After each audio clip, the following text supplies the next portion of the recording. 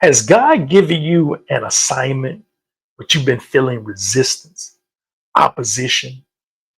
Maybe it's hard. Maybe it's not panning out the way you thought. Are you not getting the support you need? Is it something that you're trying to accomplish or something you're trying to overcome? But it just seems like it's just not, you're not getting ahead. Listen, if that's you, I have this story that I want to share with you. It's a true story, a story about that I want to share. That if you just listen and pay attention, listen, it's going to inspire you and help you in your situation. If you just listen and take heed and glean from the wisdom from the story that I'm about to tell you, it may just change your life. Walk with me. And listen, it's not going to take me that long to tell you the story either. So listen, I'm going to just jump right into it. I had been procrastinating for 7 years when God gave me the vision to write my first book. I procrastinated because I had a fear of writing a book. I didn't know anything about how to write a book. I didn't know anything about it. So I procrastinated because I had a fear of being judged after I put the book out, of doing it incorrectly, fear of making mistakes. So I got a whole teaching on that too. I'll share that another, maybe I'll link it in the description. That's what the situation was. And I procrastinated for 7 years until God finally got a hold of me. And when he got a hold of me, this is what God said. God said, you either go for it or don't go at all. Go for it or don't go at all. This is your first takeaway right here. Because maybe God's telling you the same thing. Maybe God's been giving you an assignment. Maybe he's giving you a dream and you've been procrastinating. You've been dancing around with it. Listen, you need to go for it or don't go at all. You've talked about it long enough. It's time to put some wheels to the vision. Now it's time to take action. Listen, go for it or don't go at all. And I made a decision to go for it. And I started writing. Listen, I was unemployed. I ain't have any money. But listen, I was tired of making excuses. I was tired of having blame.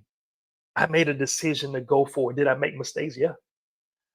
But I learned from them. And it took, in 3 years, I immersed myself into writing this first book. And it seemed like the closer I got to accomplishing this book, the closer I got to fulfilling this book, the more opposition that I had, the more distractions, the more I recognized the devil trying to distract me, right? And man, but I had made a decision. Because remember, God said, go for it or don't go at all. Listen, I can't be lukewarm. I can't be in this time and out this time. I said, listen, I'm going for it full fledged. I'm doing it afraid if I have to.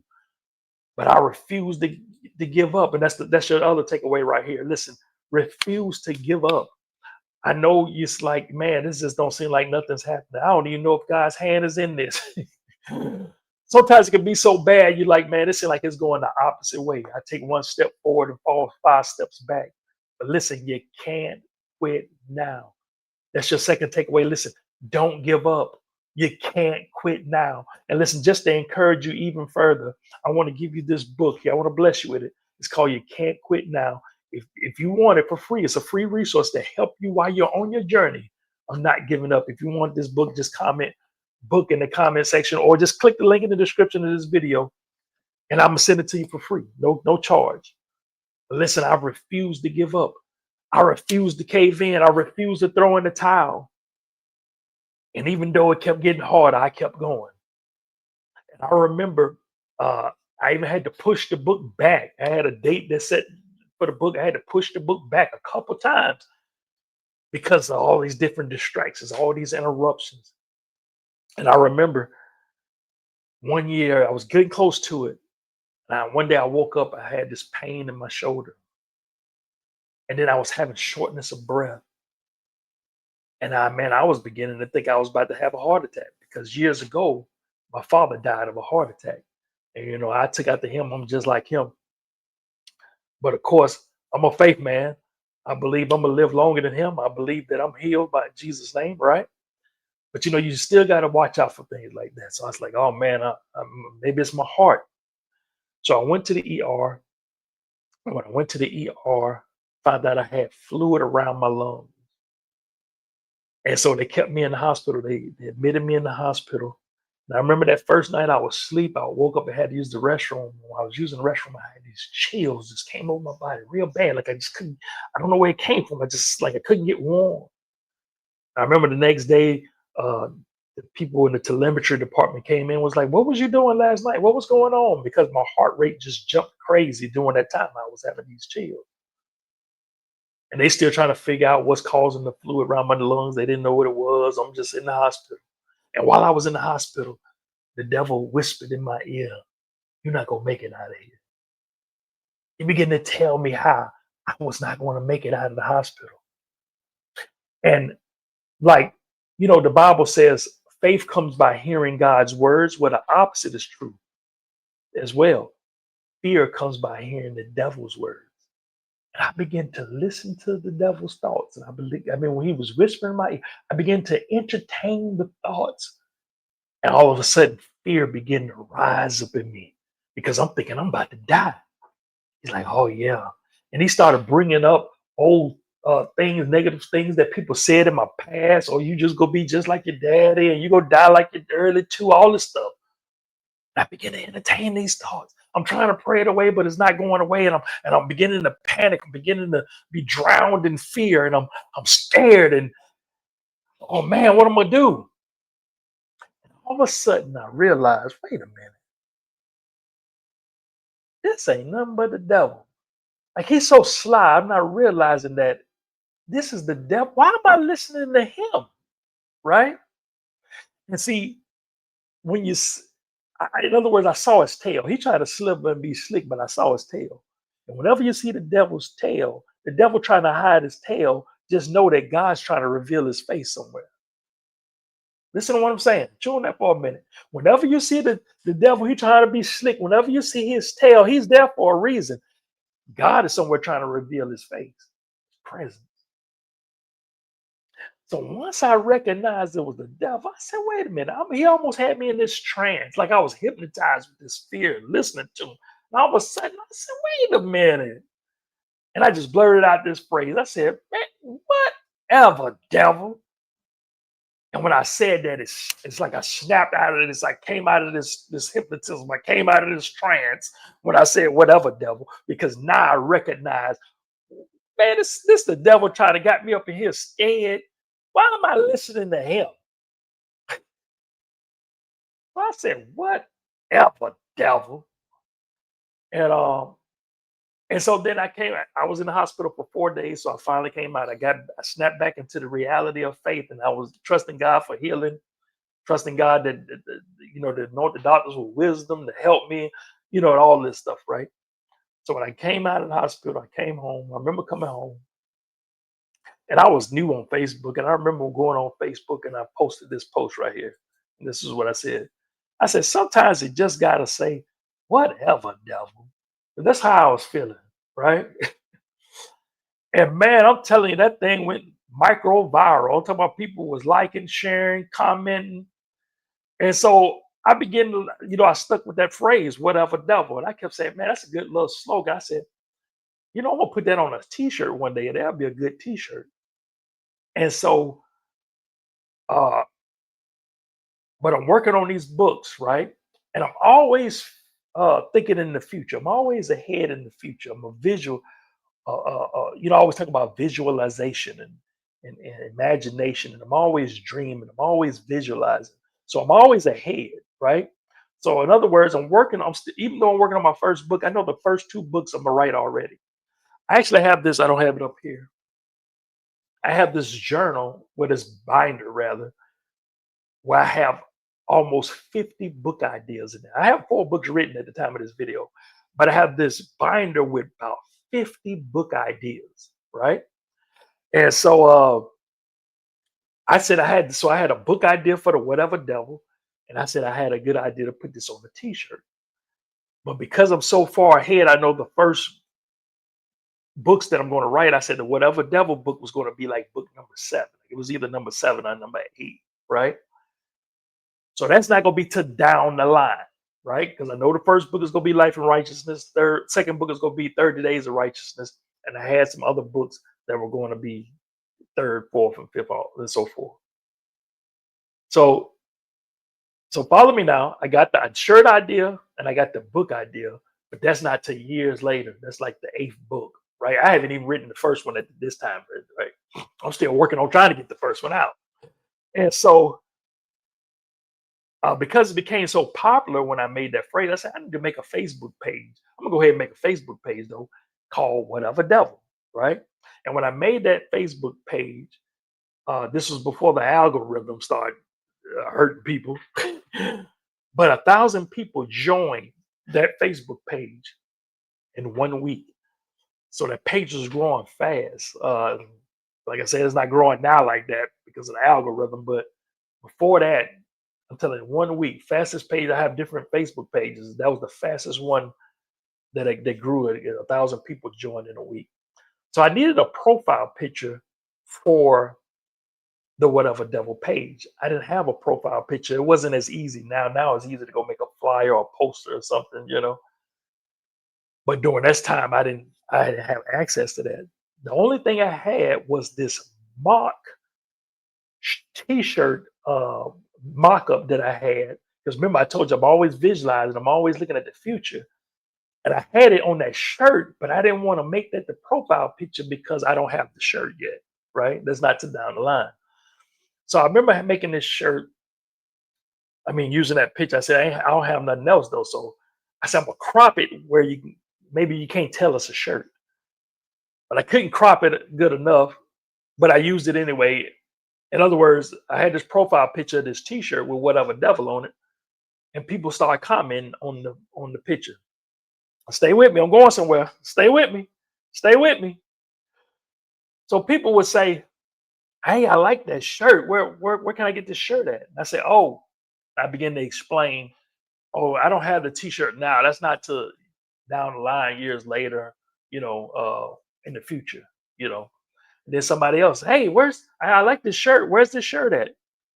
And I begin to explain the same thing. People inboxing me. I say, I got so many people. What about this shirt? Hey, where's this shirt? Like I said, oh, it's in the future. Okay, the shirt's not now, it's in the future. They kept asking, kept asking, kept asking. So finally, I just said, the shirt will be out next month. The shirt will be out next month. Now listen, I I don't know if you know, but I don't have no idea how I'm gonna make this shirt next month. I just know people are in demand for this shirt. And I just told them, okay, the shirt will be out next month. I have no idea how I'm gonna do this shirt. So at this point, because I'm still trying to get this book out, and I'm still getting distractions with this book, still having to push it back, trying to get it right. First book, the hardest one, right? But I said, you know what? I gotta go ahead and do these shirts because these people asking for the shirt. I need to just go ahead and make this shirt so I could, fulfill it. So once I said yes to the shirt, I'm gonna go ahead and make this shirt. I don't know how I'm gonna do it. I don't know where to start. And it was this lady, she was a beautician that I had met not long ago, who eventually became my wife later. But she told me, she said, hey, it's a guy across the street. She was a beautician working in a beauty shop. She says a guy across the street that prints shirts. I said, really? She said, yeah. So I went to the guy, showed him my mock-up design. He said, oh yeah, I can make them. He said, you had to buy like at least 100 shirts because the more you buy, the less of you get the bulk rate. So I said, cool. So I bought 100 shirts, different sizes. Matter of fact, I'm gonna show you these are the original shirts. I only had three. And this was the very original, the very first Whatever Devil shirt, right? And then I had two other colors. This was just this color right here. And then I had the red. I think I had a navy too.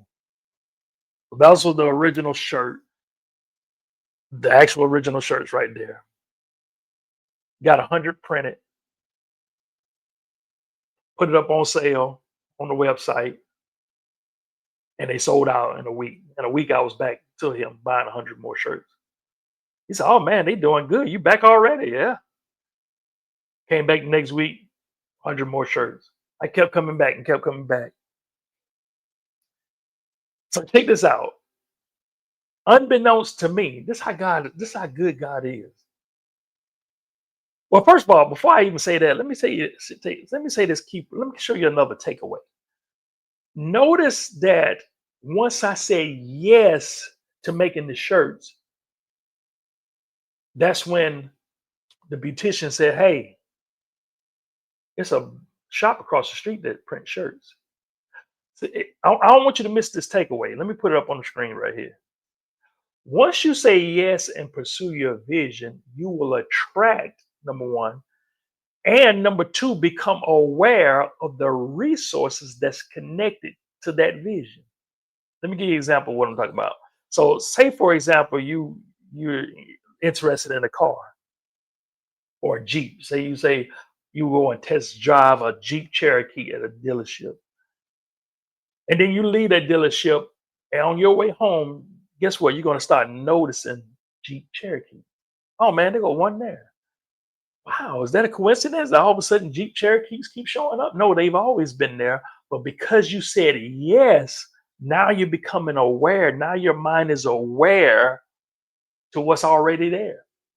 And once you say yes to your vision, once you start pursuing, not just saying I'm going to do it, but once you start pursuing, guess what's going to start popping up? You're going to start noticing resources that are necessary to do it. And also, those resources will become attracted to you as well. I got story and testimony after testimony of how that happened, but I'd say that for another time. But because I said yes to doing this t-shirts, all of a sudden, hey, it's a guy across the street printing shirts. And I printed those shirts and sold out of those shirts. And unbeknownst to me, that would be the proceeds from those shirts is what I used to launch my first book business. Listen, when I was pursuing this writing the book, listen, I was unemployed for most of the time, so I didn't have no money. But like I said, I didn't let that be an excuse. I did it anyway. Are you following me? I did it anyway. And the process that I do it like the traditional printers because I had started a printing company, right? That was part of my assignment. So, like any business, you need capital to start, right? And I didn't have any money, but guess what? Now I have money. So Yara Publishing is the name of my publishing company. Listen, the first product was not a book. The first product of Yara Publishing was these whatever devil shirts. Unplanned, unintended, wasn't supposed to come out to years later. But God worked that thing out where I took the money from those t-shirt sales and launched my first book. Finally, it was here, the first baby. And it was all because I followed and trusted God. But little did I know, listen, that was the start of the whole whatever devil brand. Listen, whatever devil is deeper than just some fancy logo. It's deeper than some just cute slogan. Oh, this is a movement. And it started with that in the hospital by me just saying, whatever devil. Then it started into a t-shirt business that helped launch my books, my first book. 15 months later, I came out with my second book, became a #1 Amazon bestseller. All because I trusted God. And let me tell you this. Listen, if I said anything you like, make sure you hit that like button. But let me tell you this. I was doing so good. I had the first book. Then I came out with the second book, #1 Amazon bestseller, t-shirts selling like crazy. Now I was at this point where I said, now I'm about to take my entrepreneurial journey full time. I'm about to take a leap of faith and do this thing full time. And that's what I did. I set a goal for 6 months. I said, let me try for 6 months. And I began to take my entrepreneurship journey. And listen, that's a journey that you need to hear. And I put it all in this video right here. So just click that video right there and listen to my story. And that story is going to bless you as well. Listen, I love you. Y'all take care. Y'all stay up. Y'all stay blessed. And always remember that the word is your life.